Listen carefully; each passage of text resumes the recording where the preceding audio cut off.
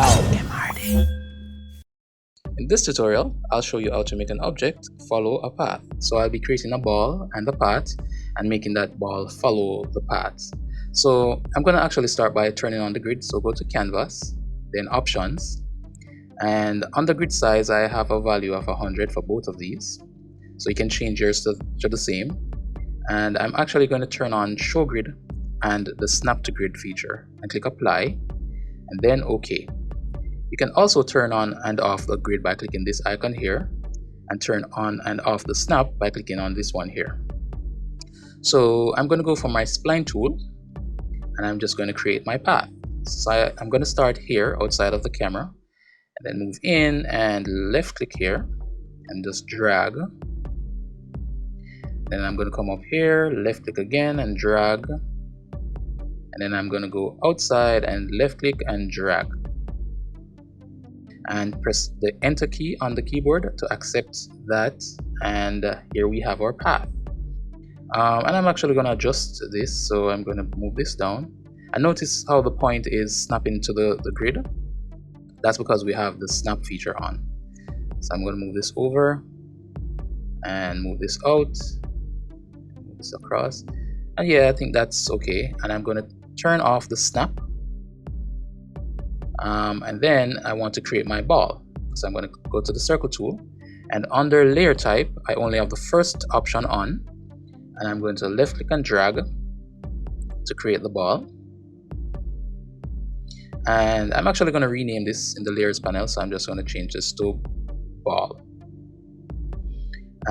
So the next step is to connect the ball to the path, and for that we want to make sure that we have the ball layer selected, then hold down the Control key on the keyboard and left click on the path layer, then select this point right here and then go anywhere on the path and right click and click link to spline, and it will automatically be attach itself to the spline.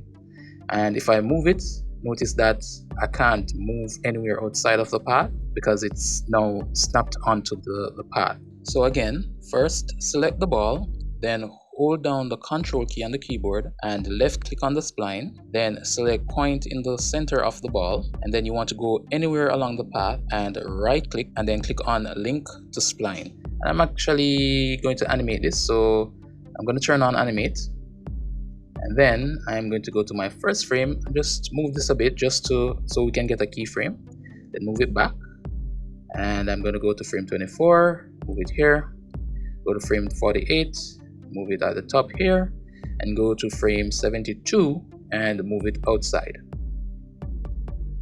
And yeah, so if we play this back now, we can see the ball is following the path.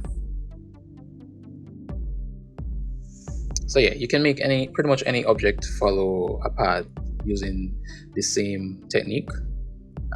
You can actually delete the path because you no longer need it. The object will still follow the path that you set before. Okay, and you can also duplicate the ball, and so you can have two objects following the same path, and then you could just move around these keyframes.